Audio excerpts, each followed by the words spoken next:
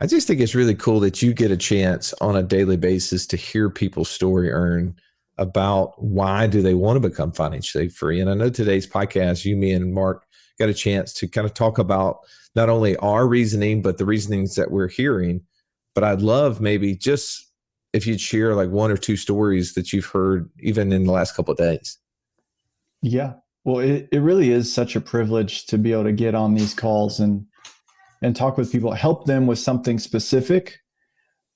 But I find myself having to stop just because I naturally just want to ask questions about and get to know these people that we're working with and hear about their stories and just honestly really interesting people trying to accomplish amazing and worthwhile things. You just want to know about that.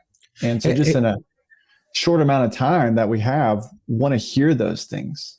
Let me ask this question, because I think sometimes for those who might be listening to this who have not taken action, right, have not gone through even maybe our even passport challenge, right, just to get their goal, or much less, gone through the inner circle or started their first infinite banking policy, or, started on their journey to passive income or whatever it is, they think, well, maybe that's just not for me. Like maybe that's for someone who's just so much further along, makes so much more money, comes from a family that this has been like just passed down to them.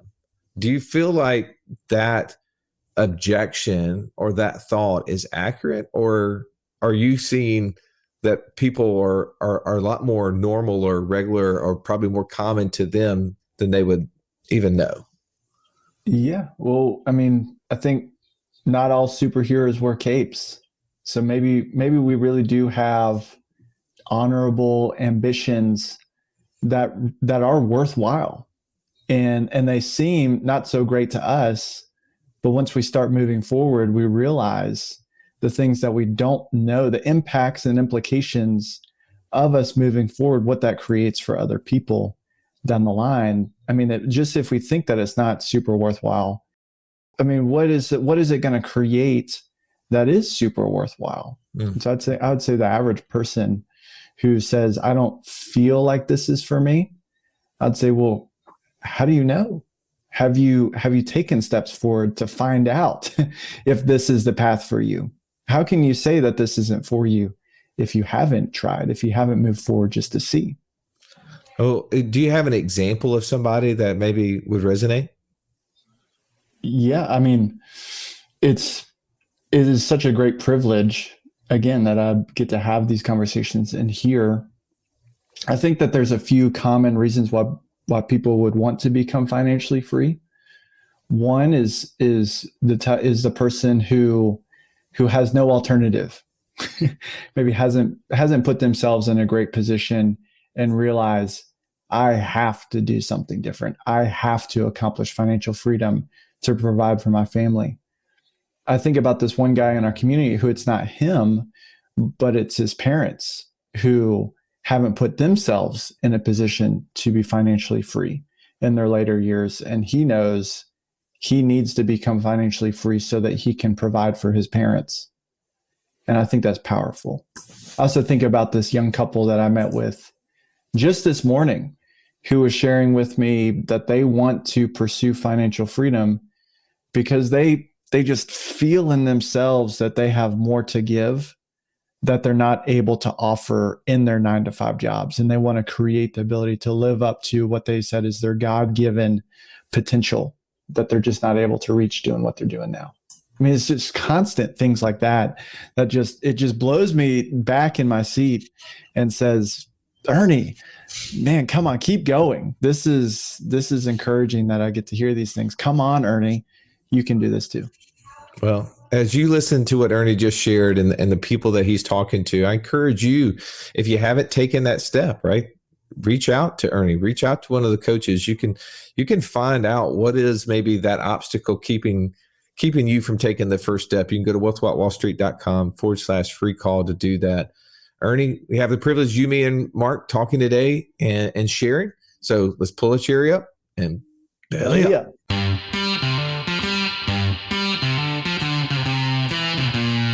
Welcome to the Wealth Without Wall Street podcast, your guide to understanding how to get out of the Wall Street rat race and start your own mailbox money lifestyle. Now, don't let these handsome Southern draws fool you. These financial minds are teaching our country to enhance savings, increase cash flow, and create passive income, all without the help of Wall Street. Are you ready to break through? Now here are your hosts, Russ Morgan and Joey Murray. Welcome into the Financial Freedom Roundtable, where each week we take financial topics that are tough and break them down so you can more easily understand them and, more importantly, take action on your path to becoming financially free. If this is your first time joining us, welcome. Grateful to have you in the room. I'm Russ Morgan. They call me the idea guy, mostly because lack of follow-through guy just didn't sound so cool. I don't have the stallion today, but I'll one-up that. I got the best two co-hosts.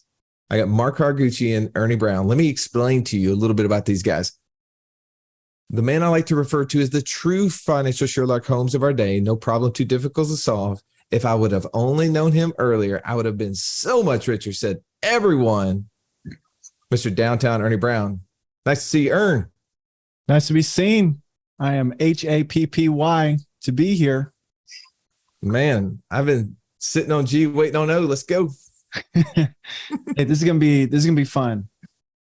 Ern, this is all about our why. This is about the thing that many of us have to start out with, but also remind ourselves with on the frequent. Why do I want to become financially free? For you, why is this topic so important? Well, man, it's a journey, isn't it? It's a consistent daily goal, and it's important to me because I'm faced with decisions that tempt me to take the easy way out. I'm faced with challenges that confront me whether this is worth it. But then occasion I get the clearing in the clouds, the clearing in the trees, and the view of what's possible. And it's important because I feel this is an opportunity for us to keep that in front of our community, of just what it is to go towards this, and just how that the alternative doesn't even compare. That's why this is important. No, that's so good. I love that. We're joined by a retiree of the group, right? Somebody who already figured out his why was so important that he followed that path to freedom and is here just gloating in it. And when this joker is not out killing bears with his bare hands or spear diving for tuna, he's right here dropping gold nuggets, the one and only Mark Hargucci. Welcome, Mark. Oh, Russ, as you were doing the intro, which I always appreciate, I realized yesterday and now today, we're going to have to change that, because yesterday, as I'm living my fullest financial freedom dream of turning off the computer and leaving early in the afternoon, we went fishing with my neighbor. And I kid you not, I literally caught a fish with my bare hands. Yes, you did. Not once, but twice. It was amazing. So we're sitting there, we're reeling, and we're just having a good old time. And this one it's kind of like, lamely swims over. You can tell he's been hooked previously, and he's just kind of like, I'm out of it. Swims up to the shore, and is just kind of like, flittering around the rocks. And I'm like, well, let's see if we can do this. So I went in like full on bear style and grabbed it. And then I had another one come in, and it popped off the hook, and it was just kind of like floundering there for a second as it's trying to swim away. And again, slammed my hand down in the water, caught him. That's two. I was 2 for 2 on barehanded fishing. So we might have to figure out how we can lace that into the intro. You didn't even have a spear this time, man. Yeah, just straight up, old school bare hand. Well, Mark, you pursued that dream of being financially free. What was it for you that was so important to make that happen in the time frame that you did? I just knew there was more that I could accomplish with the limited time that I have on this spinning rock, and successfully getting people from A to B, safely getting them from destination to arrival. That was fulfilling. That was great. I really enjoyed my job, but I felt like there was more for me to give, more for me to do, and really the way to unlock that was to fire my boss and remove the the shackles, if you will, to having to work through that system, and now being able to work on my time and spend my time and my energy where I want, when I want, with whom I want, and for what I want. Well, if you don't do that, guys, if you don't set this pathway, what are you going to be subject to? I think of, just given what's happened in the last couple of weeks, or actually even the last couple of days, think about all the people who've worked their entire lives. They've done what they've said they should do. They did the best that they could, and they planned for this golden time of their life.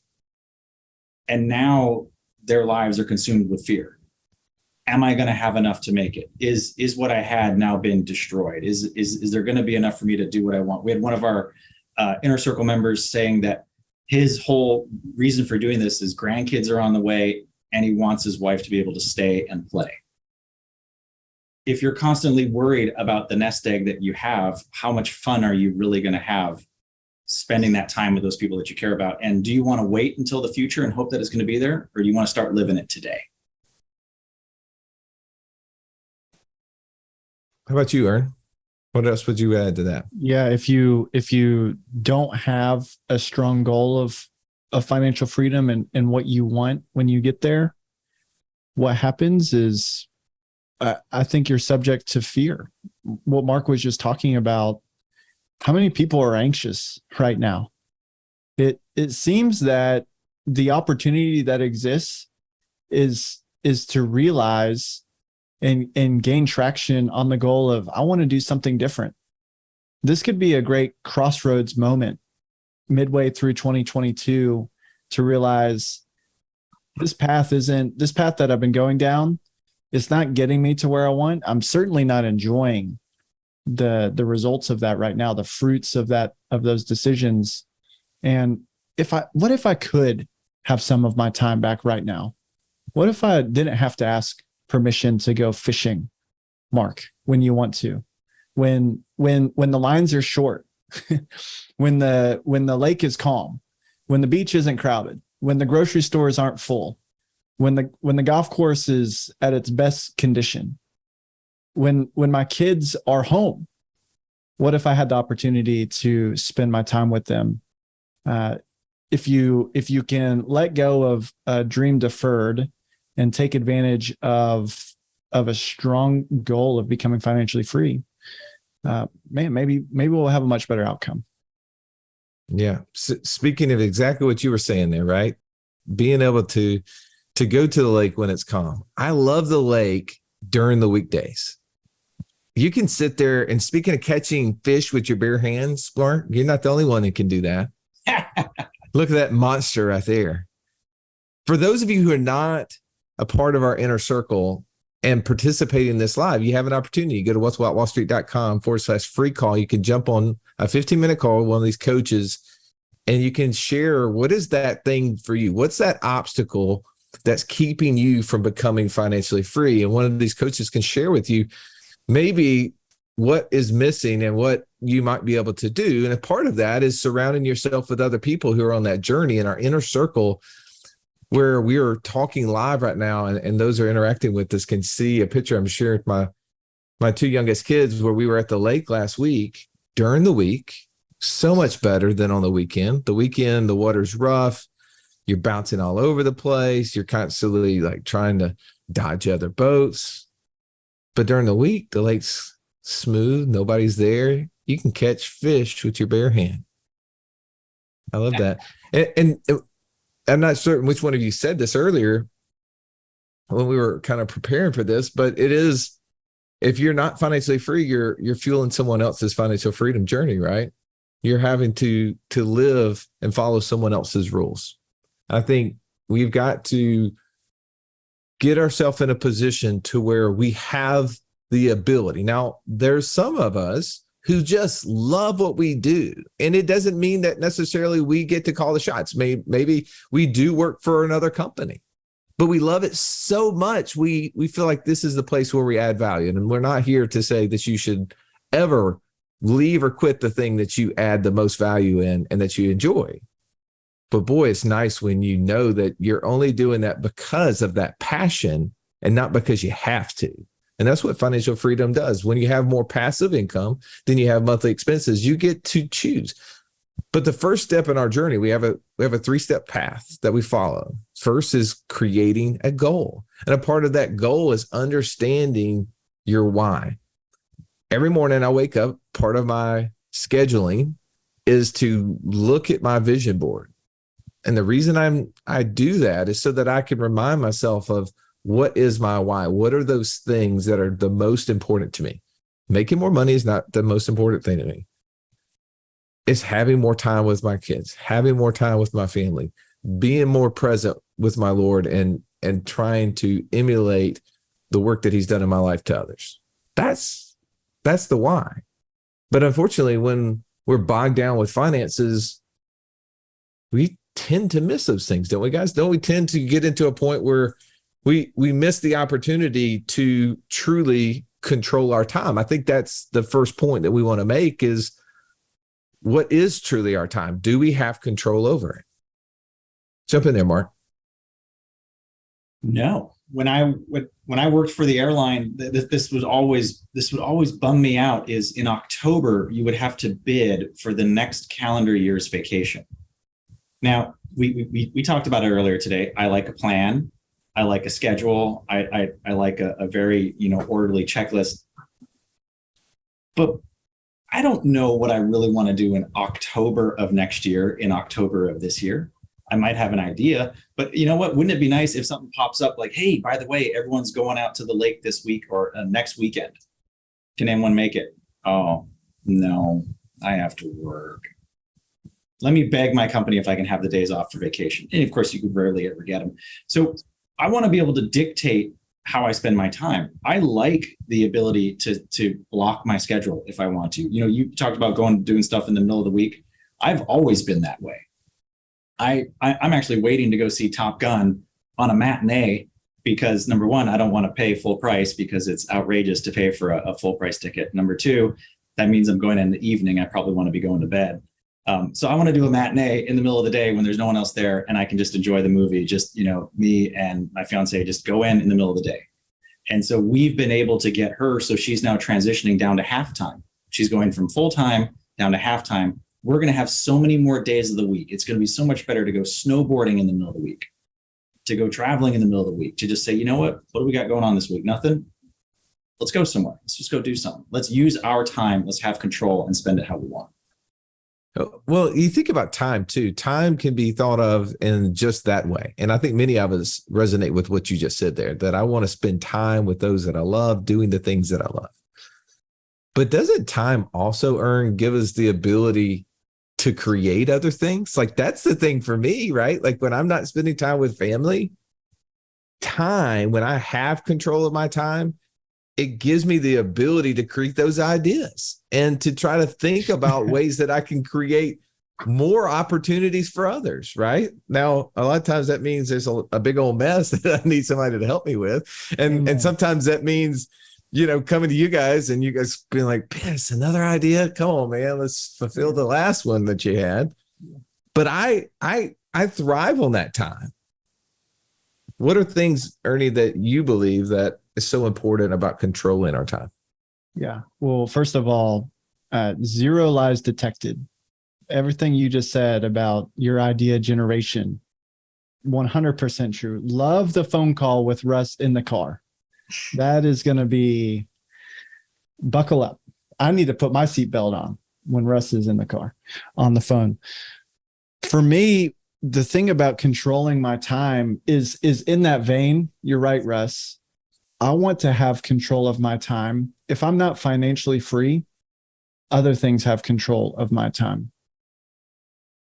Things are being dictated to me, and I'm all for responsibility, for having a role, for being required to show up, for being counted on. I think that's super important, but I want to keep it on my terms as much as possible. And to your point, I want to be free to pursue the next best thing. I want to be able to put my attention to exactly what you were saying, creating better opportunities, more value, more development. And what I would say to someone not on the journey to becoming financially free is is one of those things that controls us is uncertainty, anxiety, and fear of, I have to keep doing this so that I can have enough money set aside so that I can be okay and my family can be okay. Contrasted to the having control over the emotional side on the journey to financial freedom, which is I can create. I'm now equipped with the tools to create because I've been on the journey. I've set the time aside. I've developed. I know what to do. I just read this comment. It was so drawing joy. I wanted to share it. I realized that my time is not really mine. It's my company's. Now I have to stop negotiating my time for money, and I need to start working to become financially free.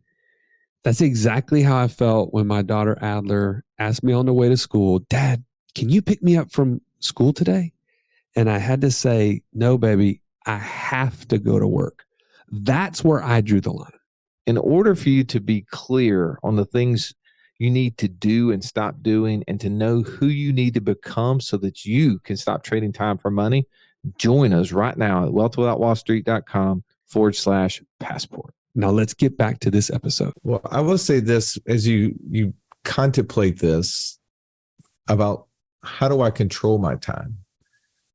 A part of this journey, right, is developing your why, understanding what is so important that you will not stop short of achieving financial freedom. But I'm going to put this out there because I've seen it personally, and I've seen many others run into this. As you start to achieve financial freedom, obstacles arise sometimes in the ways of opportunities. You find that everything now is much clearer. When you start developing this mindset of, I'm going to seek cash flowing assets, I'm going to find ways to reduce my taxes and build infrastructure, these things start showing up all around you. Like, I never saw this stuff before, right? Your mind is now focused on that. That's the reticular activating system in our brain. The things that we think about is who we become and what becomes of the things we see. But unfortunately, sometimes too, those can be obstacles. Those things can create a path or a gap between where we want to get, because sometimes we start chasing those opportunities and they start taking up our time. So I want to make sure that as you go through this, you understand that those obstacles will be there too. And Brad, you said, I need a vision board. I believe that that's one of the things that, as you go through our first step, you go through our passport challenge, that's what you get at the end. You get this vision board. You get the thing that is laid out for you. And it's a process that I know the two of you guys love to go through to help you get there. All right. Our second point in here is security, knowing how to keep score. Why is that important, Ern? Well, how much money do you need to retire? To retire? Yeah. To become financially free? No, to retire. How much money do you need to retire? I need enough money every single month for the rest of my life that exceeds my monthly expenses. Okay. No. If there was $1 in account that you need to retire, do you know what that number is? No, I don't know what that number is. Yeah. Me either. And we're talking about security. How secure is that plan? I don't feel that comfortable with it. Yeah. So what's the alternative? Is kind of what it's just the world that you live in, the way that you view the world and think now is you're thinking about a monthly income. That seems much more secure, doesn't it? Seems like you'd have much more control over the outcome of that. And so that's what I think. Why is this so important? Is because the alternative is not security. It's not safety. It's not certainty. It's the opposite of those things. And so if we have income streams coming in that don't require 100% of our attention all the time, and if we can use our time to equip others to maintain those things, to grow those things, man, is that not valuable in of itself? Does that not create more value when you equip others to steward those things? Then if you go down for a period of time or for the rest of time, you can count on value being created that creates income that you need for the rest of your months. That's security. No, that is security. And there's things, the beauty of what we're trying to accomplish. Sometimes people, when they talk about security, they're talking about securities, right? They're talking about investments. They're really speaking about speculation. And right now we're in a time frame where the market's taking a nosedive. And it was funny to me yesterday that the Federal Reserve came out and increased the federal interest rate by 0.75 of a point. As far back as I can remember, right? I've been in this financial industry since 2004. Anytime the Fed raised rates, what happened, do you think, to the market? It went up or went down? Going down. Yeah. Normally it's going down, right? Yesterday it went up. Now today it went down. Yeah. By the way, I've been waiting to get on. Russ, could you explain that to me? Like, why did it go up? I've been waiting to ask you. I have a great example for you. Our mentor Nelson Nash had a great analogy for what's happening here. He called it the dead cat bounce. Now you're curious. You're like, wait a second, what does that mean? This is only the way an old Southern guy would describe it. He said, Russ, if you took a dead cat and you went up to the top of a skyscraper building and you dropped it off, This is terrible. it would bounce, wouldn't it? I think what we saw yesterday, Ern, is a dead cat bounce. Okay. All right. I was curious. Thank you. That's my sophisticated response for you. Mark, tell me why it's so important for us to know how to keep score. For me, the score comes in as security, exactly like you said. If I've got enough passive income or enough sources of revenue to cover my monthly expenses, I'm okay. I feel comfortable. I feel secure in that. I was just thinking of this as you guys were talking there is, I actually never felt more secure than when I actually quit my job. And again, I'll get on the same bandwagon as you. Please don't misunderstand what I'm saying. I'm not by any stretch saying that leaving your job is the metric for financial freedom. Leaving your job is the metric for financial success. It was for me. It was part of what I wanted to do because I wanted to spend my time elsewhere. But I genuinely loved my job. If you go back to the 2016, 2017 podcast we did, Russ, at that time on the podcast, I said, no, I like my job. I want to stay, but I'd like to have the option. I'd like to come to work just for fun. And so when I left my job, I actually finally felt secure because as a W-2 employee, I am beholden to that job, being there, paying me. If that company goes out of business or it has a financial hardship, if it has an impact that's outside of my control, COVID, SARS, 9/11, you name it, those things can happen and impact that revenue stream. Well, all of a sudden the company starts letting people off. And I immediately thought of, think about if you are a long-term rental owner, the very first long-term rental you have, if that thing goes vacant, what's your vacancy? It's 100%. That's horrible. Oh my gosh, the world just ended. This is bad. But what if you get 2 or 3 and now one of them goes vacant? Well, the other 2 can help carry the load. You're not making as much, but you're not losing as much. You're just kind of limping along. You keep adding them on. And now all of a sudden you've got more and more, and you can weather those little fluctuations, those stresses that are going to happen. And that's the security. That's the keeping score that I have. I'm blessed that the investments that I've made are multiple streams and they're reasonably independent of each other. So if someone has a heartache, like for example, I have one syndication I got into in 2018, has yet to pay me a penny, 0. But it didn't put me out on the street because the other stuff was able to cover and carry. And that thing's about ready to turn around and finally start paying, hopefully. Come on. You too? Yeah. So that's how I'm keeping score. And yes, to the comment that we had, think about a squirrel who's putting nuts away all throughout the year, and he can't touch them until wintertime, right? Because that's all he's doing. Well, if you're spending all your time just saving, you're not actually enjoying and using them today. So what a bummer that you just put them away and you can't use them. And you hope they're there in winter. You hope someone doesn't come along and find your stash and steal them. Well, I think that you both made some amazing points there. As you're listening to this podcast, you're hearing such wisdom that comes from you two, listening to hundreds, if not thousands of people over the years explain to you all those struggles, right? And you two have been fantastic at practicing your path to financial freedom. I want to point you again, as you're listening to this, if you don't have a plan, if you don't already know exactly what your why is, go to what'swhatwallstreet.com/free call. I'm going to harp on this over and over. In that 15 minutes, you can uncover that, voice it, right? The first step to accountability is admitting you have a problem. And I think that this is something that is a problem that you and probably everybody around you has. The difference is everybody around you has it, so they can't give you the solution out of it.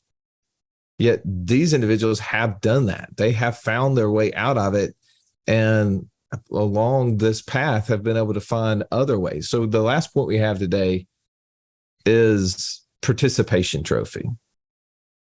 Explain that to me, Mark. Well, I'm going to let Ernie do that one because he did such a great job the other day. Thanks.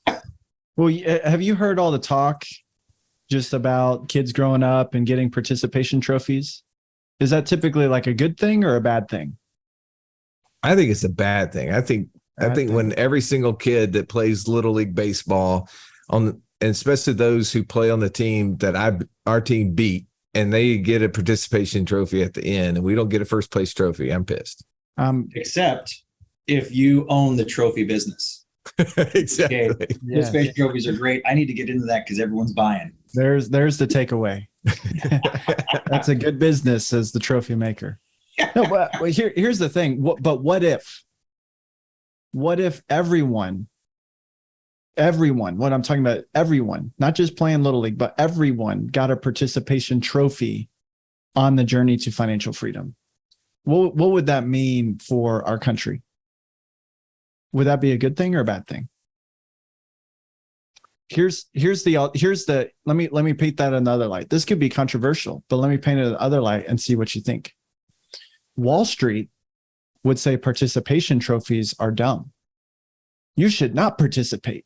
You should not get an award for participating. You need to leave that alone. This is for me. Don't engage in this. But everyone who's become financially free has participated. And so what if they get a trophy for it? Maybe we really should get a trophy for it.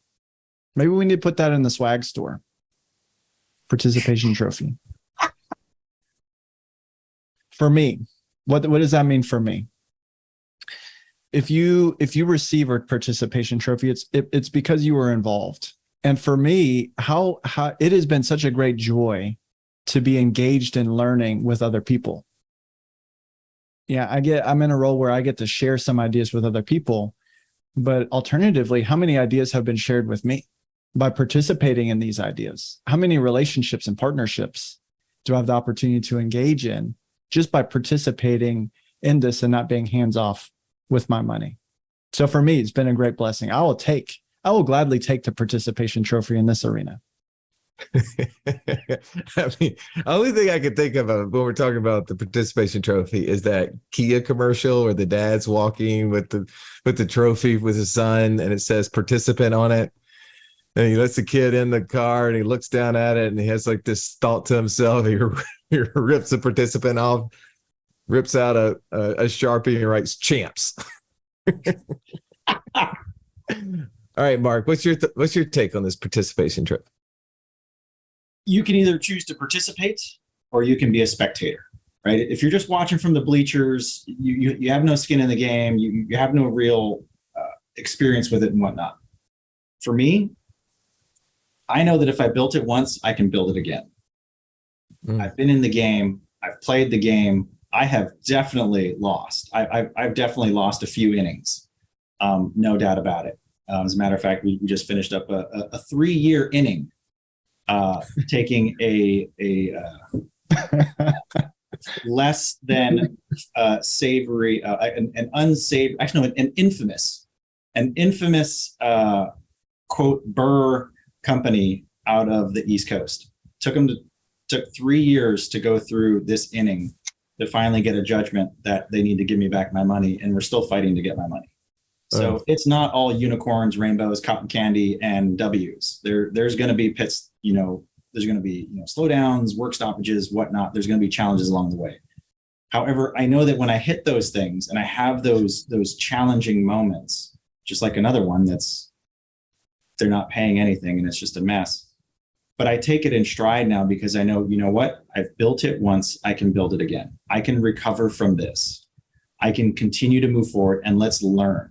So the experience, the participation, if you will, of being in it and actually doing it, whether it's a home run, a pinch hit, a fly ball, or just a straight up strikeout, you're getting something out of it, and you're only going to grow if you get into the ring.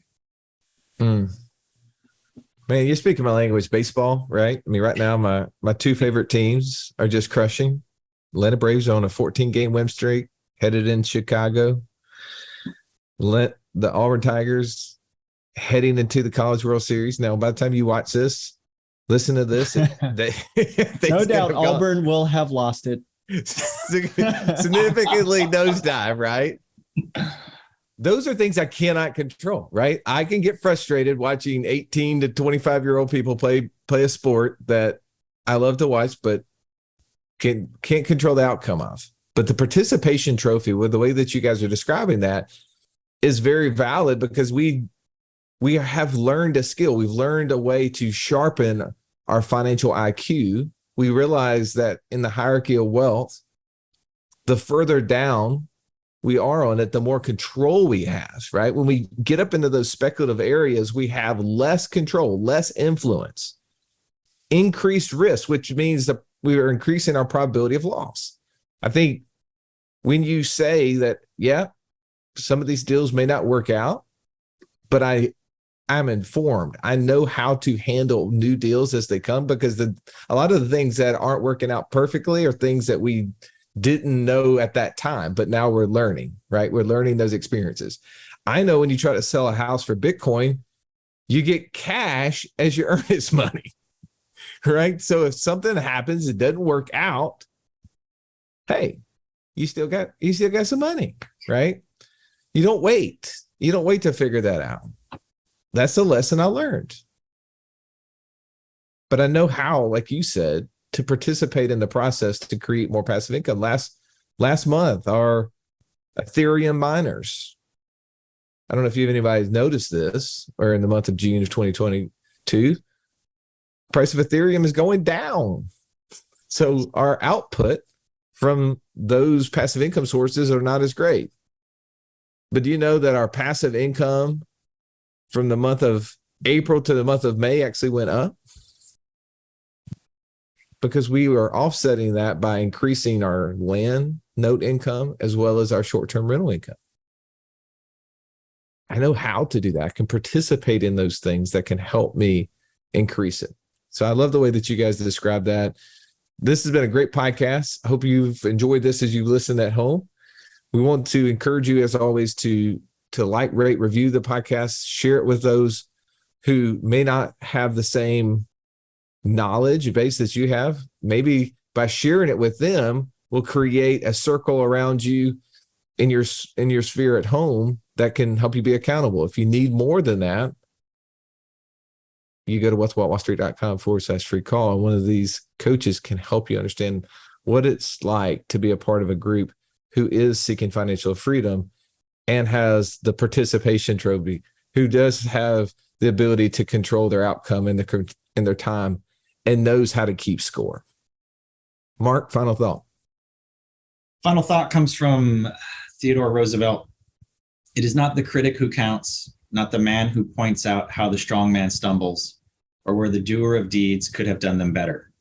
The credit belongs to the man who is actually in the arena, whose face is marred by dust and sweat and blood, who strives valiantly, who at best knows in the end the triumph of high achievement, and who at worst, if he fails, at least fails while daring greatly. So if you just sit on the side, you're going to miss it. You got to at least get in there and give it a try. Find your why, and let's get on this journey. Ernie? You should have let me go first. That was amazing. I'll just say I'm grateful to have been exposed to this, that I can be becoming the man in the arena. And if you're listening to this and you're in the arena, I applaud you. If you're considering it, I hope that you will join a community of people who are in the arena and look at what's being done, because this is certainly possible.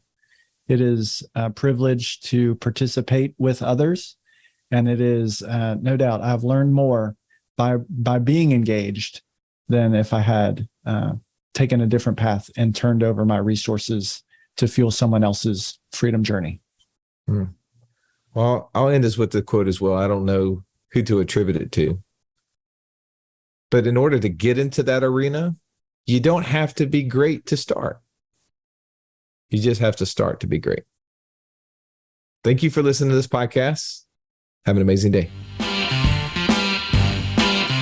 This has been the Wealth Without Wall Street podcast.